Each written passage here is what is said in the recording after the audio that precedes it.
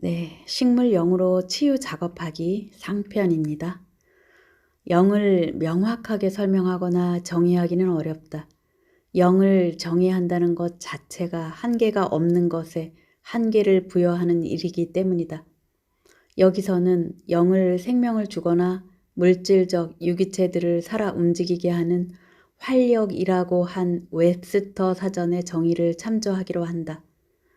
영이라는 말은 숨을 뜻하는 라틴어 스피리투스에서 나왔다. 숨은 유기체를 살아 움직이게 하거나 생명을 주는 것으로 살아있는 몸과 죽은 몸을 가르는 것이 바로 이 영의 숨이다. 이처럼 분명하게 영은 생명이 있다는 것과 동일시되며 이때 영은 지능, 의식, 지각을 내포한다. 토착 원주민들에 따르면 모든 살아있는 것들 속에는 개별 영뿐만 아니라 위대한 영 또한 존재한다. 이는 개별적인 영들만이 아니라 그보다 더 큰 통일체, 즉 전체의 의식 또는 몇몇 과학자들이 통일장이라 부르는 것 역시 존재한다는 의미이다. 인간의 지혜를 연구하는 학문, 인지학에서는 모든 영들이 연결되어 더 큰 통일체인 절대의 영을 이룬다. 절대 영은 그 구성 요소들과는 구별되는 정체성을 지닐 뿐만 아니라 그 구성 요소들보다 훨씬 큰 의식과 지성을 가진다. 그것은 모든 개별적인 의식 단위들을 결합한 혹은 초월한 궁극적, 통일적, 비이원론적인 의식 혹은 생명력이다라는 말로 우리의 이해를 돕는다. 이 말은 식물, 바위, 동물을 비롯한 자연세계 모든 구성원들 속에 위대한 영 혹은 전체 영의 한 부분이 존재하며 생명을 주고 생기를 불어넣는 것이 바로 이 활력임을 의미한다. 따라서 영은 개별적인 수준과 그보다 큰 통일체 수준 모두에 편재해 있으며 그 본질상 지적이고 일관성이 있고 질서정연하며 홀로그램적이다. 글렌다 그린은 영은 모든 것들 속에 모든 것들 주위에 모든 것들과 함께 있으며 모든 것들을 포함하고 있다. 드러난 창조와 별개로 순수한 영역에 따로 동떨어져 있는 영 같은 것은 존재하지 않는다고 설명한다. 이러한 우리의 이해를 지구 자체와 지구상의 모든 생명에 확장해서 적용해 볼 수 있다. 지구가 생명을 지탱해 주는 살아있는 유기체임은 가이아 이론을 통해 밝혀졌다. 지구와 지구가 제공해 주는 것 없이는 어떤 생명체나 생기도 존재할 수 없기 때문에 지구의 본질은 그 자체로 영적이다.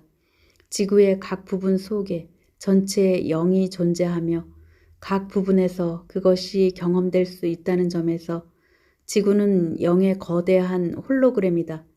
따라서 영과의 연결은 지구 그리고 생명을 지탱해주는 원소들과의 연결로부터 시작된다. 영이 대지에 내재해 있는 까닭에 자연세계 속에 있을 때 우리는 영과의 연결을 쉽게 발견하고 경험할 수 있다. 몇 년 전 어느 봄날이 기억난다. 나는 때이른 따스한 날에 호사를 만끽하며 숲속을 걷고 있었다. 그날이 준 선물에 기뻐하며 햇볕을 쬐기 위해 볕이 잘 드는 곳에 멈춰섰다. 평화로운 기운에 젖어들면서 잠시 마음이 고요해졌다. 발 밑으로는 견고한 대지가 오직 중력만이 할 수 있는 껴안음으로써 나를 굳게 붙들어주고 있음이 느껴졌다. 나는 눈을 감고 고요한 내면의 기분 좋은 느낌으로 빠져들며 불과 얼마 전까지 인간의 소리들과 그로 인한 산란함이 가득하던 곳에 자연의 소리가 흘러들도록 했다. 그렇게 은혜로운 상태로 앉아있자니 문득 새 한 마리가 지저귀는 것이 느껴졌다. 누가 나에게 지저귀는지 보려고 천천히 눈을 떴다. 마치 광각 렌즈라도 낀 것처럼 앞이 보였는데 전체 풍경과 그 세세한 부분들이 동시에 보였다. 부드러운 곡선들, 깊은 바위 틈, 불쑥 튀어나온 바위, 나뭇잎 용단으로 뒤덮인 숲의 부드러움과 함께 딱따구리가 뚫어놓는 나무들의 구멍들, 막 돋아나는 녹색 새싹들, 아침 이슬 한 방울, 그리고 그 모든 것을 가로지르며 춤을 추는 빛이 보였다.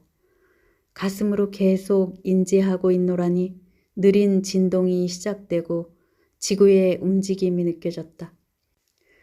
이윽고 나는 새의 지저귐, 나무들 사이로 지나가는 바람, 나뭇잎들의 바스락거림 등 모든 것이 그 느린 파동으로 움직이는 리듬에 공명하고 있다는 걸 깨달았다.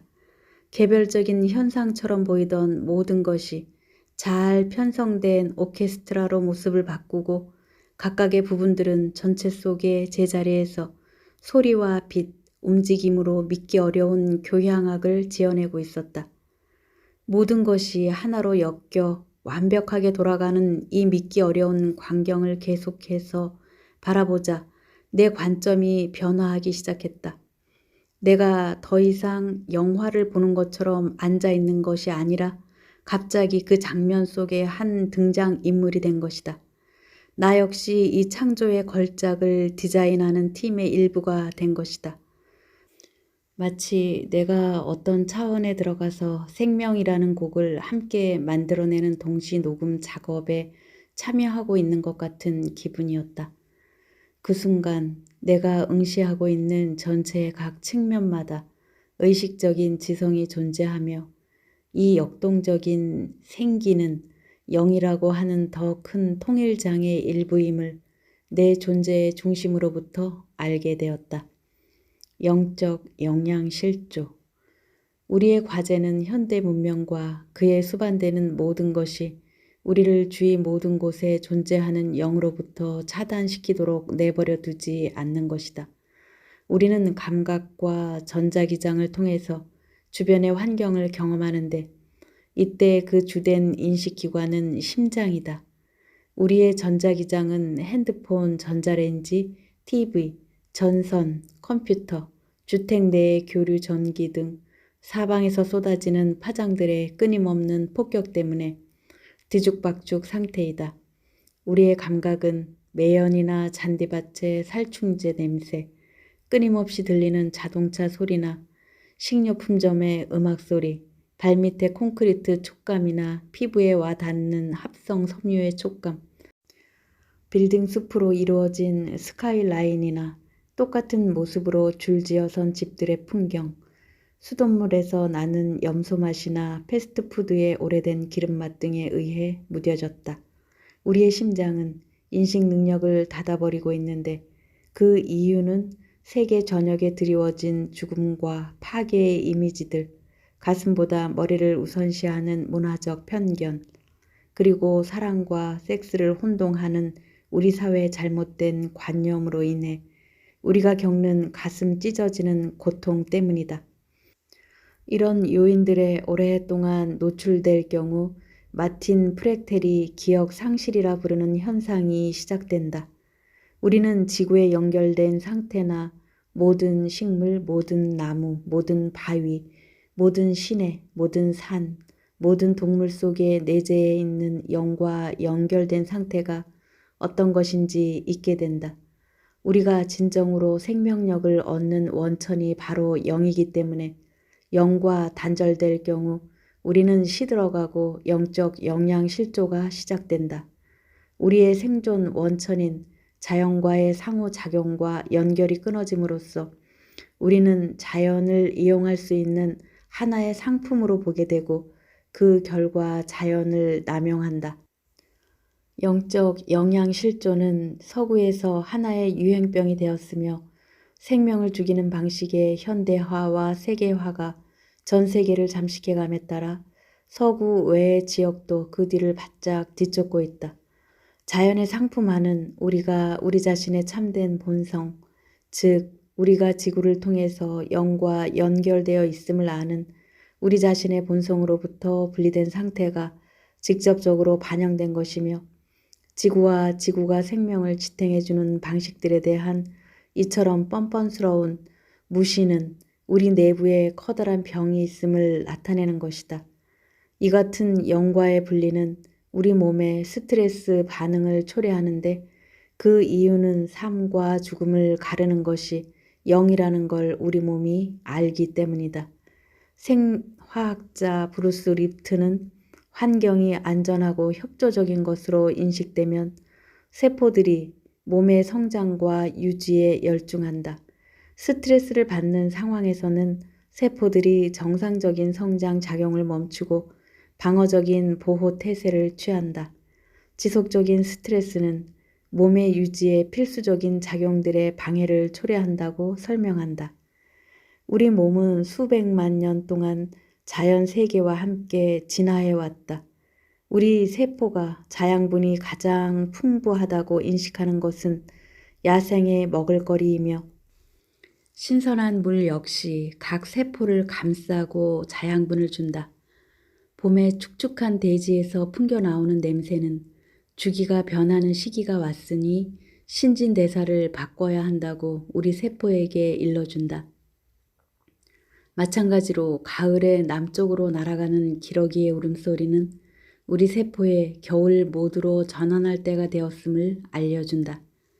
자연 세계는 우리 몸이 안전하고 협조적이라고 인식하는 세계이며 따라서 자연 속에 있을 때 세포는 유지와 복제를 해나간다. 그 반면 우리 몸은 가공식품을 알아보지 못하기 때문에 이런 식품에서 소량의 영양분이라도 소화하고 흡수하려면 더 열심히 일할 수밖에 없다. 단순히 아드레날린의 분비를 초래하는 투쟁, 도피 반응만이 스트레스를 주는 것은 아니다. 익숙치 않은 것들을 소화, 여과, 펌프질, 제거, 통합하는 힘든 과정 또한 몸에 스트레스를 준다. 스트레스로 가득 찬 생활 방식을 지속하는 것은 우리의 전체적인 건강에 극히 해로우며 신체의 기관들의 일관성 감소, 생체 신호 교란, 면역력 고갈, 생기 저하를 초래한다. 이 모든 것은 가장 중요한 양분을 우리한테서 앗아가는데 바로 이것은 영이다. 영적 영양 실조는 영 상실의 시작이다. 영 상실은 일종의 울적함으로 나타나는데 이는 우울증으로 발전될 수 있고 경우에 따라서는 자살 충동을 불러일으킬 수도 있다. 우리 내면에 있는 영의 불꽃이 약한데 우리의 태도나 믿음, 환경, 생활 양식이 그것을 더욱 약하게 만들 때는 불꽃이 줄어서 잿불만 남을 때까지 방치하지 말고 불꽃을 키우는 것이 중요하다.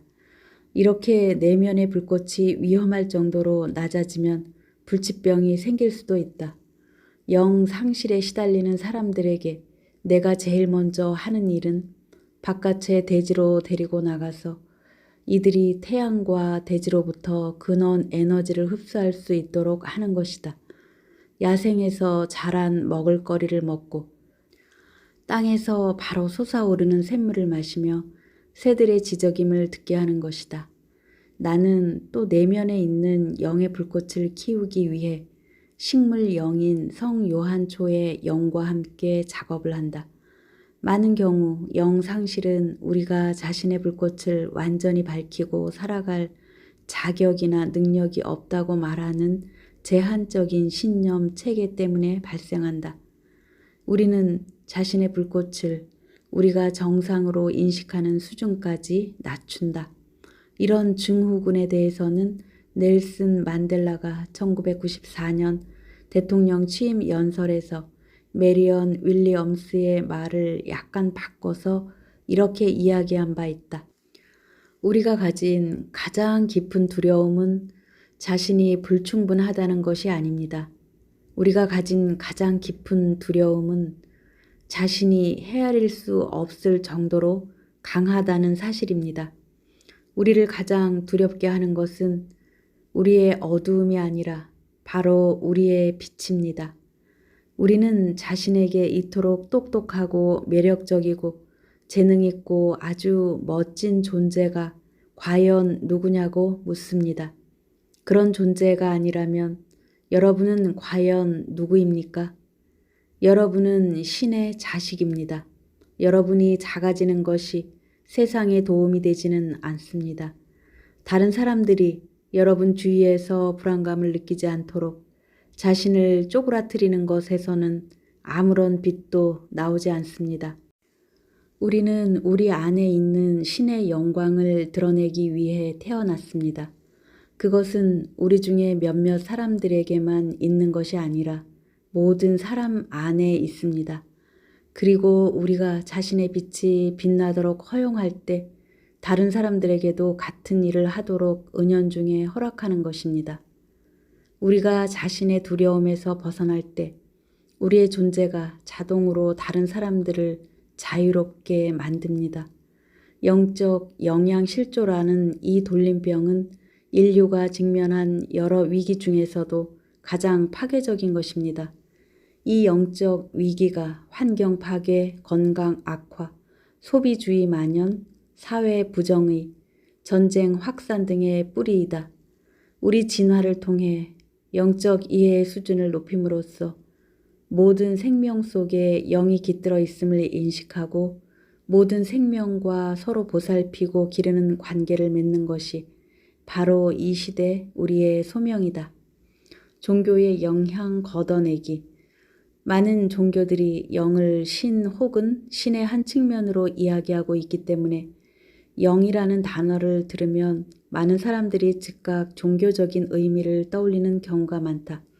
내가 종교에서 일반적으로 발견하는 것은 종교의 구조가 자신의 핵심인 영을 제한하는 경향이 있다는 것이다. 종교라는 집의 구조를 떠받치는 기초인 규칙, 규정들과 천국에 가는 방법들이 그 집에 거주하는 영보다 훨씬 더 중요해져서 어떤 경우에는 집이 빈 것처럼 보이기도 한다. 이와 관련해 글렌다 그린은 구조가 물질적 존재의 필수이기는 하지만 영적 영역에서 구조에 힘이 실리면 그 결과는 오직 고립과 좌절, 심판, 오만뿐이다. 이는 조직화된 종교에서 반복적으로 나타나는 문제로 수많은 영적 제국들이 실패한 이유가 바로 머리와 인간적 권위의 구조에 기반을 두었기 때문이라고 해석한다. 기억해야 할 중요한 점은 영 때문에 종교가 생겨난 것이지 그 반대가 아니라는 사실이다. 믿음의 천들로 종교라는 외투를 만들었다 해도 그 외투를 입을 영이 없다면 그것은 쓸모없는 옷에 불과하다.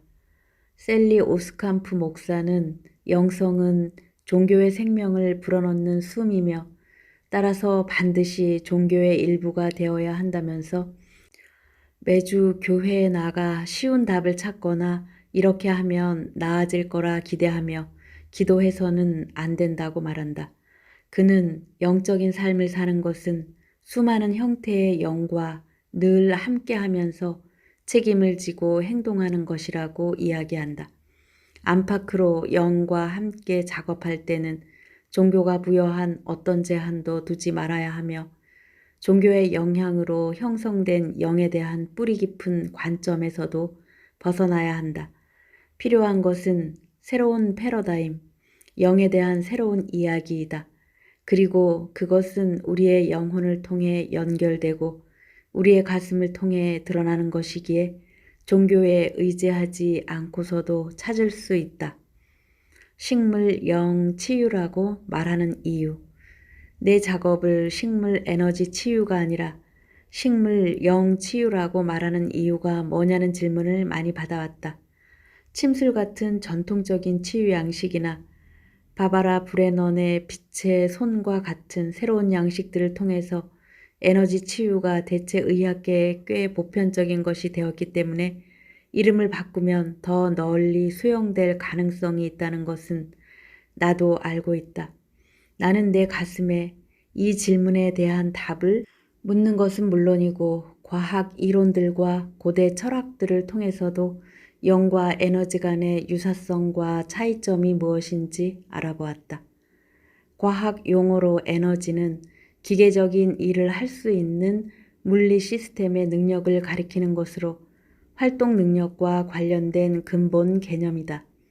오직 한 가지 종류의 에너지만 존재하며 에너지는 창조되거나 파괴됨 없이 빛, 열, 운동, 소리라는 여러 형태로 나타난다.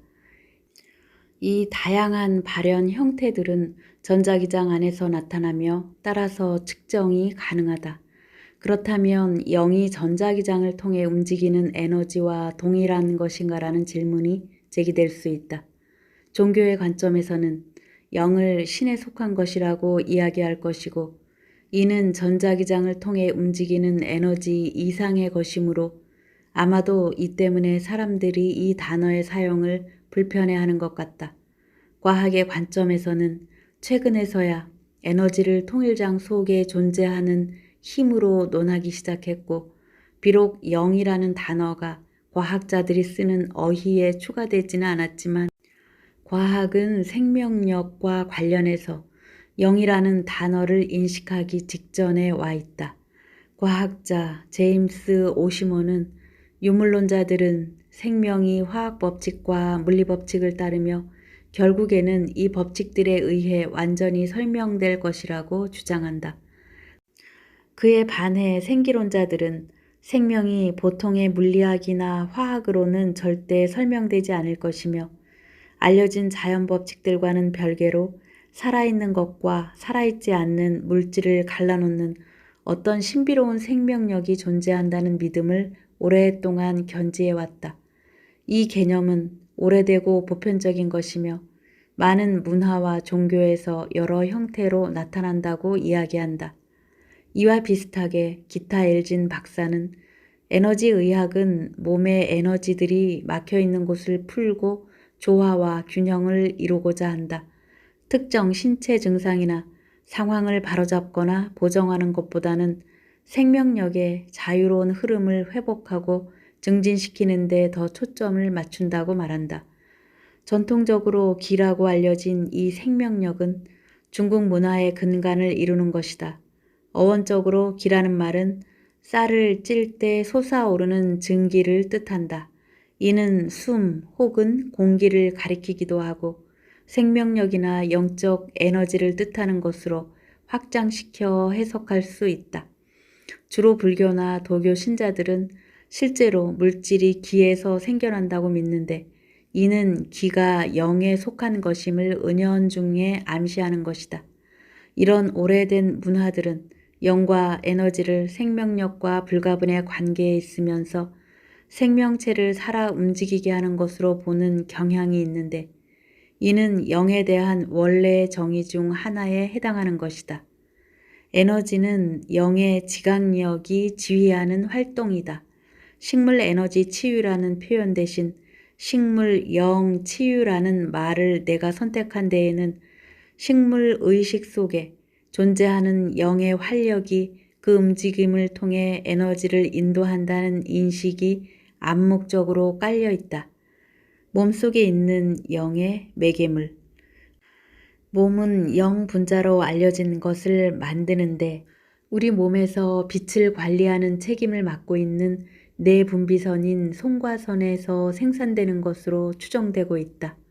DMT, 디메틸트립타민은 환각작용을 일으키는 것으로 밝혀진 유일한 몸 안에서 생산되는 화학물질이다. 릭스 트라스먼 박사에 따르면 송과선은 우리 삶의 특별한 시기에 환각작용을 일으킬 수 있는 분량의 DMT를 생산한다. 출생, 사망, 오르가즘을 느끼는 순간 등이 그 예이다. 또한 DMT는 스트레스가 많은 때에도 방출되는데, 내가 보기에 이것은 우리가 그것을 가장 필요로 할 때 신체적인 수준에서 영과 접촉할 수 있도록 우리 몸이 우리를 돕는 방식이 아닐까 싶다. DMT 자체가 반드시 영에 속한 것은 아니더라도 그것은 우리가 영에 접근할 수 있도록 해주는 매개물처럼 보인다. DMT가 일부 사람에게는 정신병 상태를 유발할 수 있다는 사실을 언급한 것 역시 중요한데, 나는 이를 몸이 다른 종류의 스트레스에 다르게 반응하는 것이기 때문이라고 해석한다. 오르가즘의 스트레스는 독소를 처리하거나 막중한 책임이 따르는 직장에서 살아남는 것에 수반되는 스트레스와는 다르다. 우리가 영적 세계에 도달하도록 돕는 내장 기제가 우리에게 주어져 있지만 우리가 잘못된 길을 갈 경우 그 매개물이 우리를 벼랑 아래로 내몰 수도 있는 것처럼 보인다. 치유에 대한 생각. 의학이란 단어 대신 치유라는 단어를 사용한 이유는 이 단어의 재생과 복구를 통해 회복으로 이끈다는 뜻이 함축되어 있기 때문이다. 의학은 질병을 치유하기 위해 치료법과 물질을 사용하는 것이다. 의학은 웰빙보다는 주로 병적 증상과 관련이 깊다. 파라마한사 요가난다는 의학은 한계가 있지만 생명력은 한계가 없다고 말한다. 우리가 생명력을 지휘하기 위해 영과 협력할 때 얻을 수 있는 생기의 수준은 무한하다. 식물 영 치유는 식물의 활력이나 영을 이용해 공간 가득 생명력을 채워 넣어서 균형, 웰빙, 생기를 회복시키는 것이다.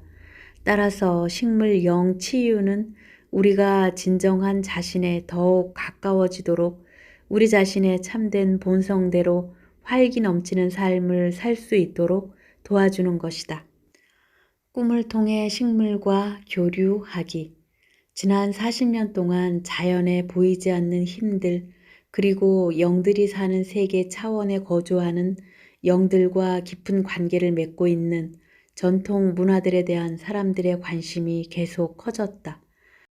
샤머니즘이라 불리는 것에 사람들이 매료되는 현상이 서구 세계에서 일어나고 있는데, 이런 현상은 영양실조 상태에 있는 우리의 영이 더 큰 생명의 그물과의 연결을, 또 그 연결이 주는 의미를 갈망하고 있기에 일어나는 듯하다.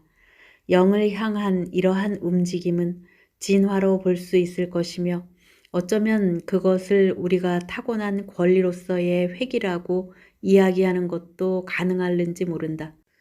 바로 우리 DNA에 우리 모두가 영 및 영의 개별적 현현들과 가깝게 살았던 시기의 기억이 담겨 있다.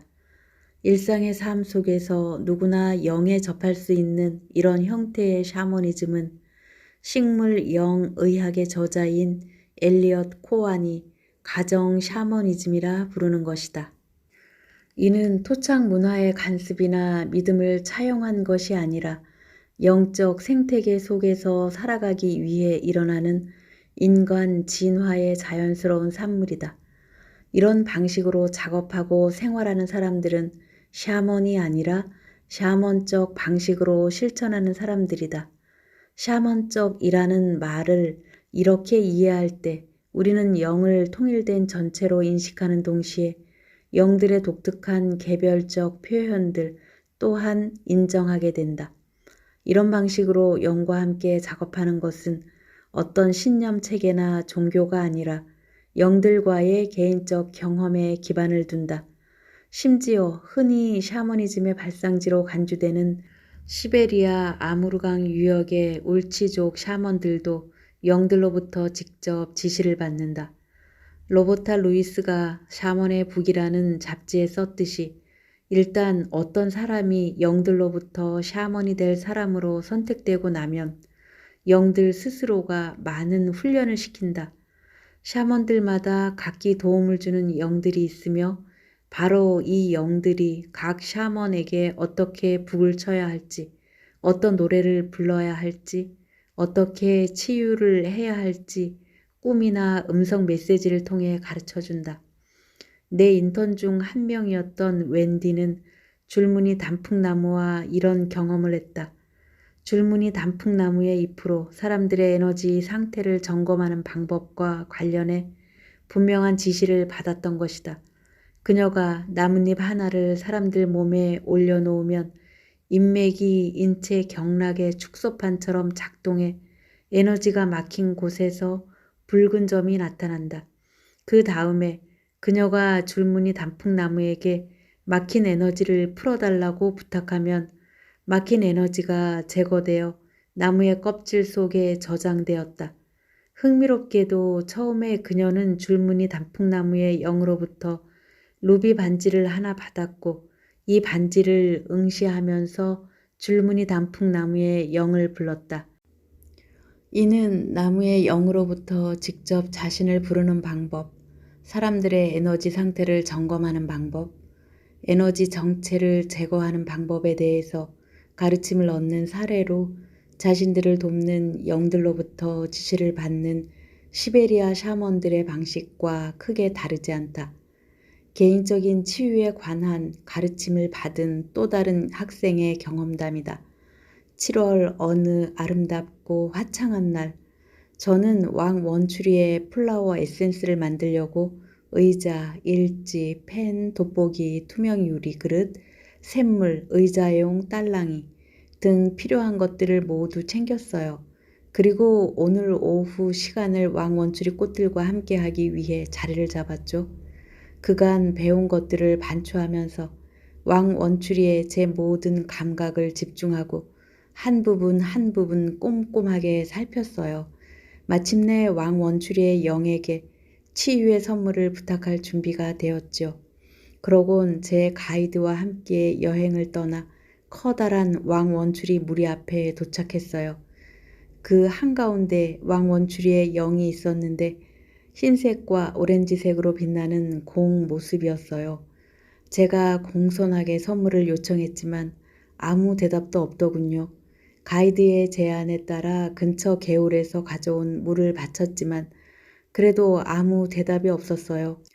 도대체 뭘 어떻게 해야 할지 몰라서 가이드를 다시 쳐다보았죠. 가이드가 저더러 의자에서 내려와 왕원출이 바로 옆에 땅에 앉아보라고 하더군요. 저는 의식용 딸랑이로 소리를 내던 것을 멈추고 가이드가 시키는 대로 했어요. 그리고 한 번 더 그녀에게 선물을 요청했죠.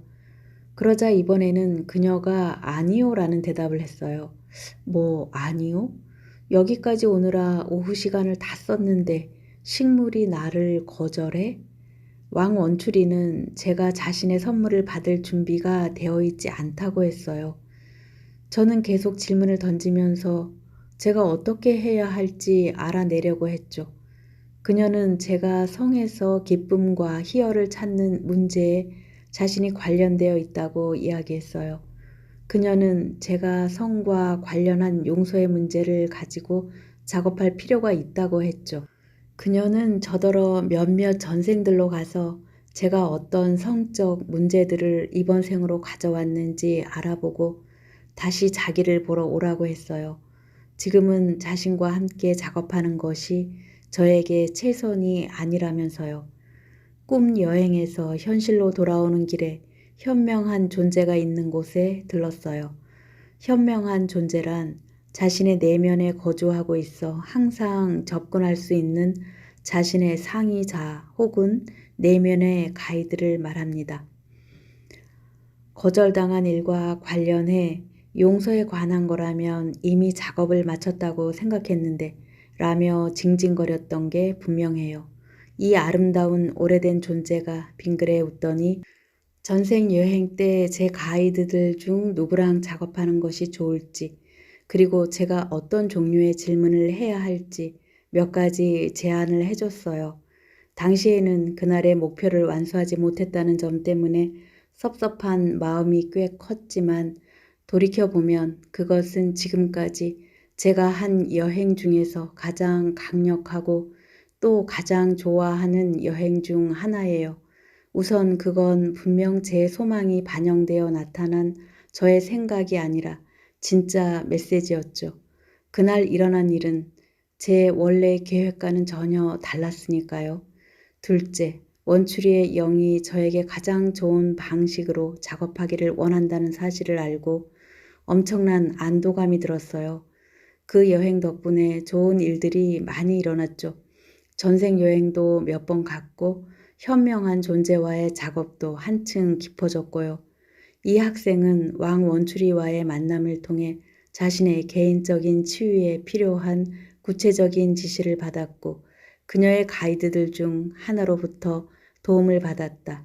이 지시에는 몇 가지 기초 작업이 이루어지기 전까지는 그녀가 바라는 수준으로 나아갈 수 없다는 점이 분명하게 드러나 있다. 식물의 샤먼적 본질. 고도의 지성을 갖춘 존재로서 식물은 단지 그 화학 성분으로 신체에 영향을 미치는 정도에서 머물지 않는다.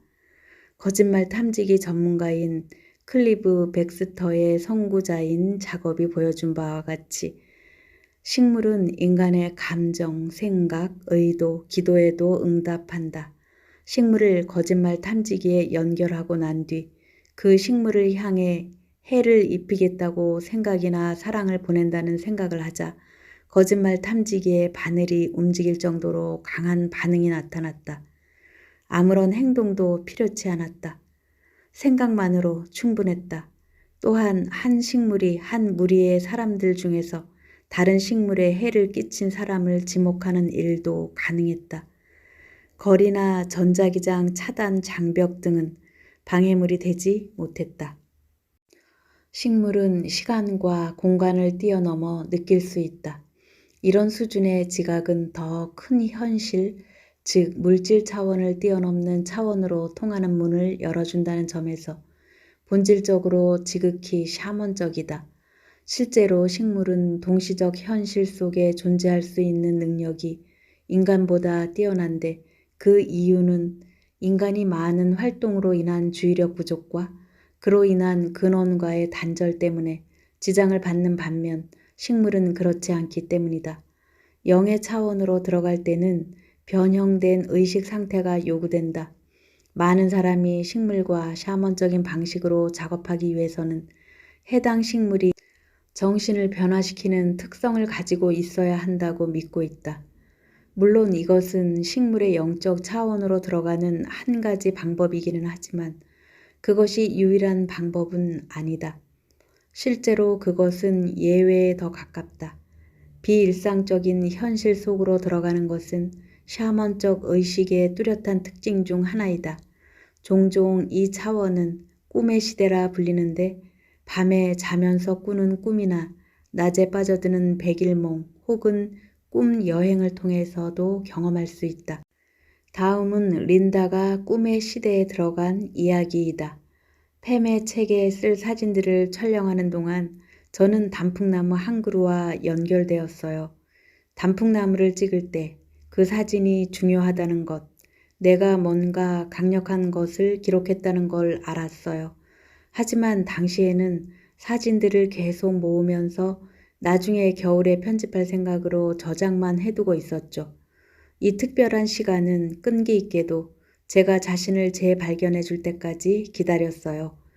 그해 여름 수업을 받은 내내 우리가 받아들이는 엄청난 양의 자료들, 팸의 안내로 이루어지는 수많은 만남과 경험들로 인해 정신을 거의 못 차릴 지경이었죠.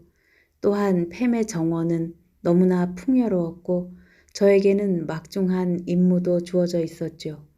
결국 지금 이 순간에 머무르도록 스스로 허용하고 주목할 대상을 정하려고 노력할 필요 없이 자연스럽게 인도되도록 허락하는 것이 중요하다는 걸 깨달았어요. 9월에 저는 일부 이미지들의 편집 작업을 시작했어요. 뉴욕주 젠데일에 있는 라이프 브리지 재단 수련원에서 열릴 전시회에 포함시킬 만한 새로운 이미지들을 찾고 있었죠. 그 단풍나무 사진이 계속 저를 불렀기에 먼저 그것부터 작업을 시작했죠. 그 이미지는 마치 자체적인 생명을 지닌 것처럼 보였어요. 그 이미지를 드러내는 일은 길고도 심층적인 과정이었습니다. 그리고 그 결과물로 최고로 위풍당당한 이미지가 흘러나왔죠. 그 이미지에서는 사나우면서도 우아한 힘이 느껴졌어요. 그래서 전시에 포함시키는 것이 꺼려졌죠. 이 사나움이 거의 무서울 정도였으니까요. 완성된 이미지를 인쇄해서 친구들에게 보여주자 강한 반응들을 보였어요. 다들 감탄사를 내뱉으면서 뒤로 펄쩍 물러났거든요. 어떤 인상을 받았는지 묻자 친구들은 이 존재가 가진 힘, 위풍당당한 존재감, 그리고 근본적인 에너지를 이야기했어요. 제가 느낀 것과 비슷했죠. 팸이 돌보는 땅에 강력한 에너지와 연결되었던 겁니다. 나무 껍질 존재와 조우한 지 얼마 되지 않아 저는 마지막 주 수업에 참석하기 위해 버몬트로 돌아왔어요. 이때 우리는 비전 탐구를 했습니다. 이런 성격의 경험은 처음이었죠. 우리는 자신의 자리를 찾으라는 지시를 받았어요. 자신과 공명하는 자리를 찾아 자연 속에서 하루 동안 홀로 지낼 준비를 하라는 지시였죠.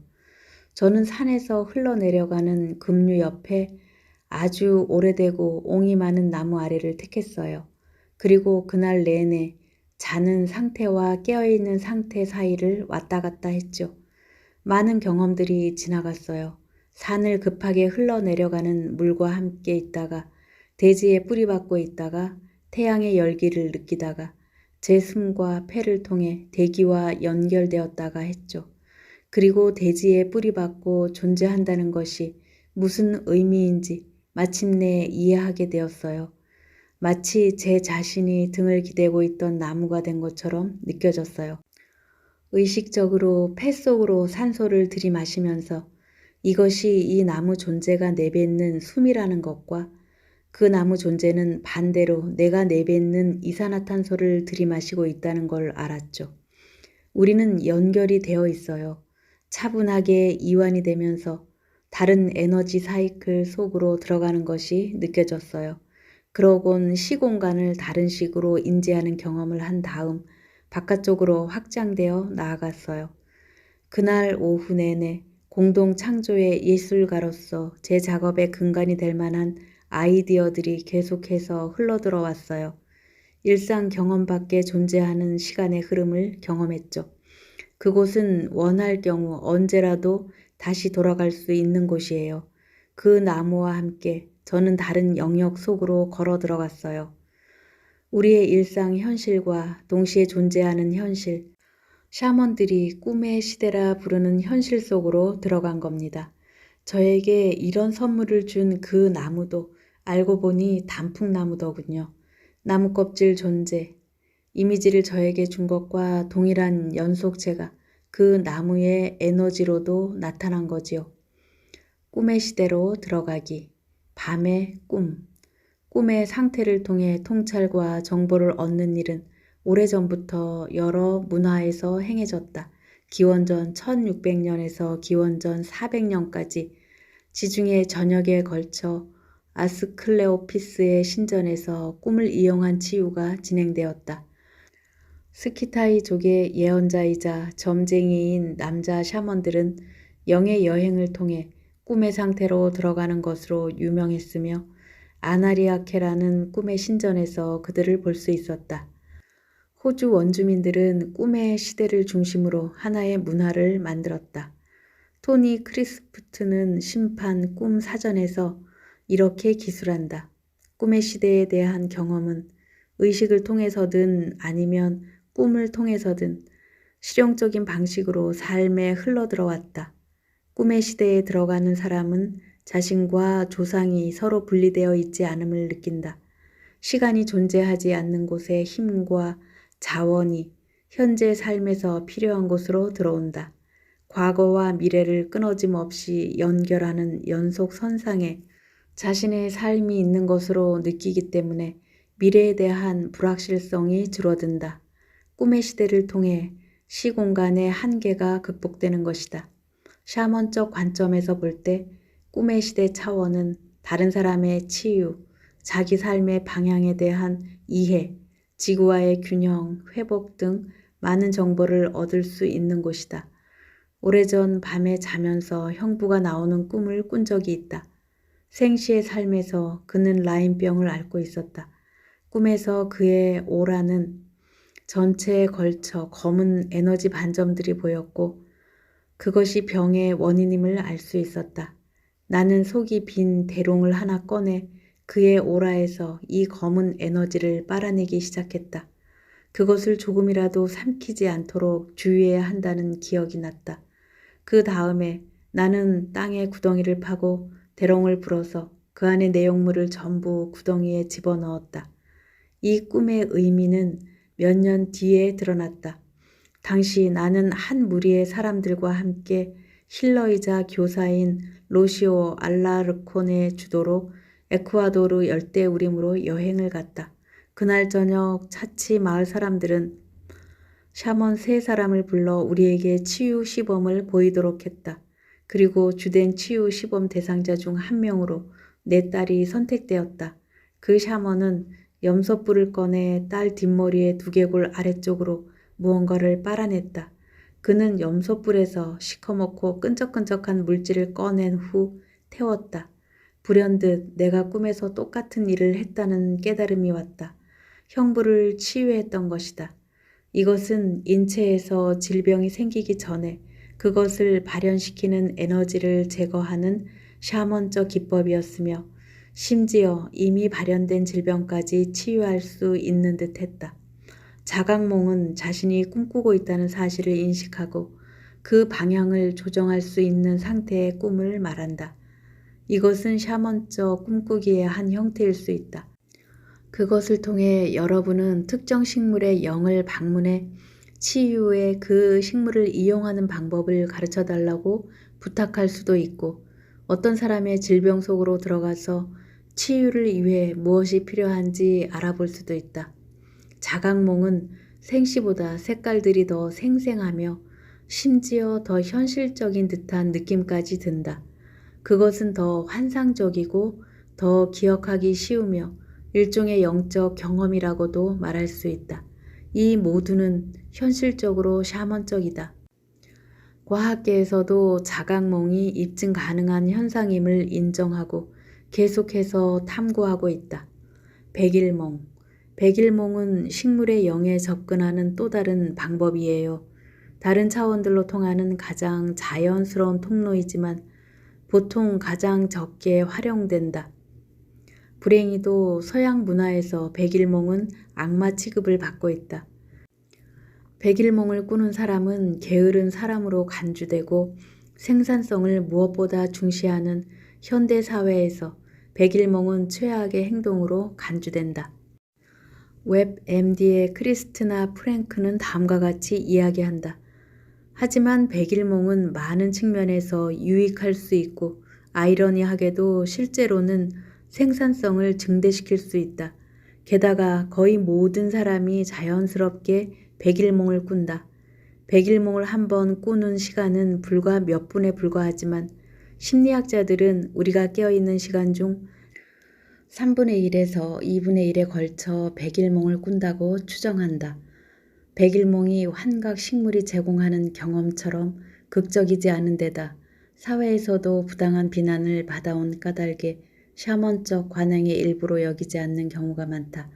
하지만 백일몽을 꿀 때면 고요한 명상 상태처럼 뇌파가 알파파로 떨어지며 이런 점에서 백일몽을 의식이 변형된 상태의 하나로 간주할 수 있다. 꿈을 꾸는 사람이 자신의 외부 환경을 의식하지 못한 채 공상적인 현실에 빠져 있다는 것이 백일몽에 대한 일반적인 생각이지만 샤먼적 백일몽은 그보다 훨씬 확장적이다. 즉, 꿈을 꾸는 사람이 주위에서 일어나는 일들을 모두 인식하면서 동시에 영들이 사는 다른 차원 속에 자신이 들어가 있다는 사실도 인식하는 것이다. 물질적 현실과 영적 현실이 만나는 이 중간계에서 우리는 두 개의 동떨어진 현실이 존재하는 것이 아니라 그것들이 하나의 홀로그램 우주 속에 있는 동일한 통일장의 부분들임을 깨닫게 된다. 어느 날 나는 개울 옆에 앉아서 재정적으로 심각한 상황에서 내 느낌이 어떤지를 가만히 들여다보고 있었다. 그러면서 나를 도와줄 수 있는 식물이 있으면 나타나 달라고 부탁했다. 백일몽 속으로 빠져드는 기분이 들었고 나는 재정이 안정되면 어떤 느낌일지 상상해 보았다. 내 시선이 이리저리 헤매다가 개울을 따라 많이 자라고 있던 물 봉선에 가 닿았다. 바람도 없는데 물 봉선 한 줄기가 나를 향해 힘차게 몸을 흔들어대고 있었던 것이다. 나는 잎 하나를 따서 물속에 넣고 그것이 은빛으로 반짝이는 모습을 지켜보았다. 물속의 잎과 함께 놀면서 그 움직임에 마음을 모으자 나는 이내 물봉선에 관한 백일몽 속으로 빠져들어갔다. 갑자기 나는 은색 자작나무와 다른 은색 식물들 사이를 지나 은색 성이 있는 땅으로 걸어가고 있었다. 거기에는 아름다운 정원들로 이루어진 천국이 펼쳐져 있었다. 보석이 박혀있는 바위들, 폭포들, 커다란 연못도 하나 있었는데 연못에는 은색 물고기 한 마리가 헤엄치고 있었다. 물고기가 연못에서 걸어 나오더니 은색의 여왕으로 변했다. 그녀가 내게 말했다. 나는 물에 몸을 맡길 때만 은색일 수 있어요. 그러니 당신도 흐름에 자신을 내맡길 수 있어야 해요. 그녀가 내 손을 잡고 물속으로 이끌자 나는 마치 물고기가 된 것처럼 은색 물속을 헤엄쳤다. 물 밖으로 걸어 나오니 그녀가 은색물을 내 머리에 부으며 다시금 내 삶의 풍요로움을 일깨워 주었다. 그녀는 나에게 풍요로움을 잊지 않기 위해서 스스로 몸에 은색물을 부을 것을 권했다. 물속의 잎이 다시 시야에 들어왔다. 내 자신이 그 잎처럼 흐름을 타고 있다는 느낌이 들었고 내가 돈에 대해 얼마나 부정적인 생각 패턴에 빠져 있었는지 그리고 그것 때문에 내 에너지가 얼마나 경직돼 있었는지 깨닫게 되었다. 며칠 뒤 나는 물봉선의 도움으로 예상치 못한 수표 한 장을 우편으로 받았다. 이제 나는 흐름 속에 자연스럽게 머물고 삶의 풍요로움에 감사하는 것을 잊지 않기 위해 늘 물봉선을 지니고 다닌다. 이번에는 캘리포니아에서 로즈마리와 함께 있을 때의 일이다. 로즈마리에 대해 어느 정도 알고는 있었지만 꽃이 필 때 곁에 있을 기회는 한 번도 없었다. 내 백일몽은 의식의 흐름을 따라 이렇게 진행되었다. 파란색과 연보라색 받침에서 남색 줄이 안테나처럼 나 있는 꽃, 암술은 완전히 남색으로 바쁘게 움직이는 별들로 가득하다. 북쪽 비탈진 곳으로 개 한 마리가 돌아다니고 새들도 노래하며 어디서 방부제 냄새가 난다. 나는 옛날 그리스인처럼 흰색 로브의 샌들 차림으로 흙길을 걸어가고 있었다. 목소리들이 들린다. 한 여인이 개를 부르며 달리고 있다. 짙은 박하 맛이 나고 혀가 마비된다.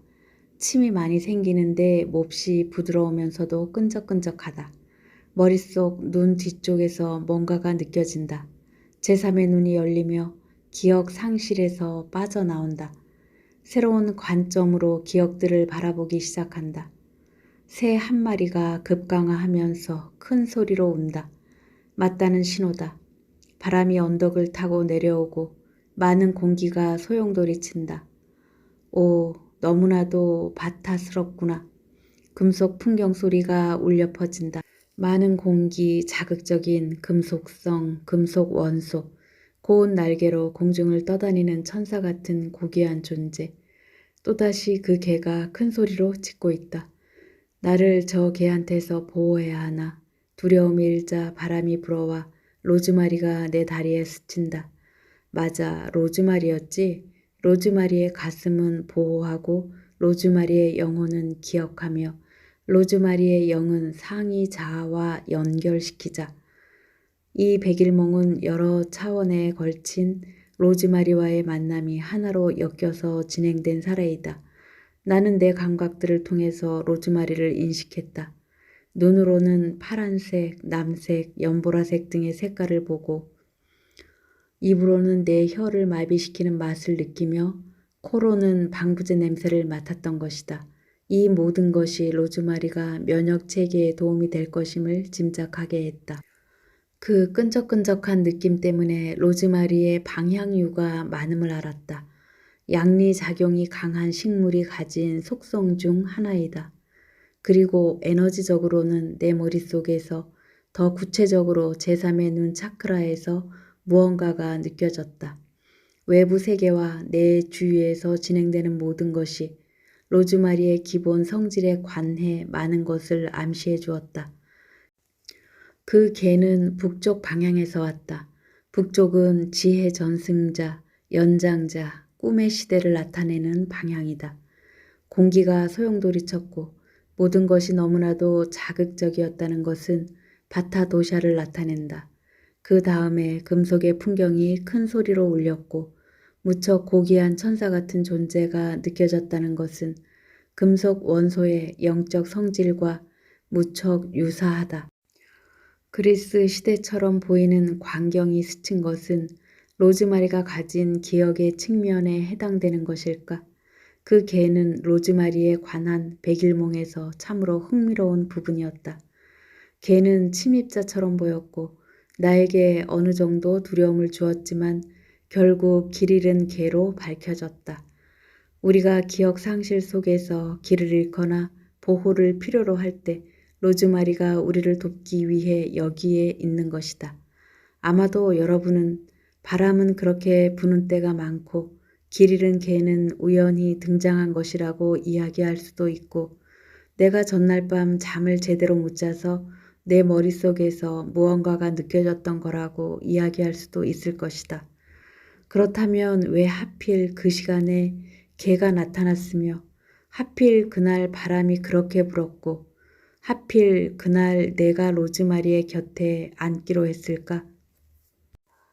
내가 로즈마리에 관한 백일몽 속으로 걸어 들어갔을 때 내가 대면한 것은 단순히 로즈마리만이 아니었다.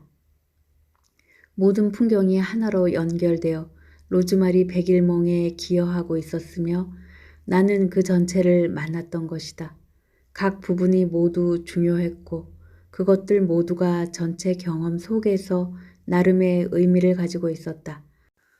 스티븐 뷰너는 식물의 비밀스러운 가르침에서 환경 속에서 어떤 의미 있는 일을 경험했다면 그것은 자연을 직접 지각한 것이라고 말한다.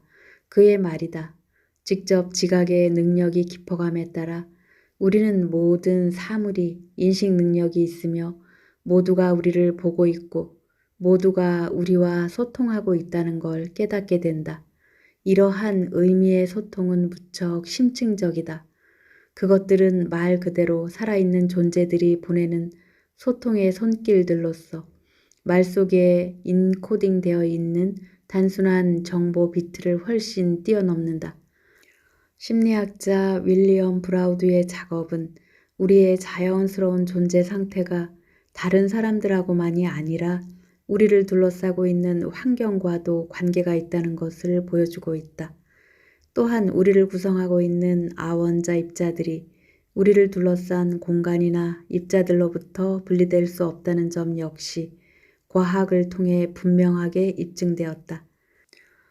홀로그램 우주론의 핵심 주창자인 물리학자 데이비드 붐은 심층의 현실인 숨겨진 질서, 즉 우리가 꿈의 시대라 부르는 것이 드러나 있는 현실인 물리적 현실을 낳는 주된 현실이며 이 두 현실 혹은 질서는 끊임없이 흐르고 섞이면서 서로 영향을 주고 받는다고 본다. 비록 드러난 질서의 수준에서는 분리되어 있는 것처럼 보일지라도 우주 속 모든 것이 단순한 연속체의 부분들로 모든 것이 이음매 없이 연결되어 있다고 봄은 주장한다. 모든 것이 상호 관계 속에 존재하고 동시 차원들 속에서 기능하는 우주 속에 우리는 살고 있다.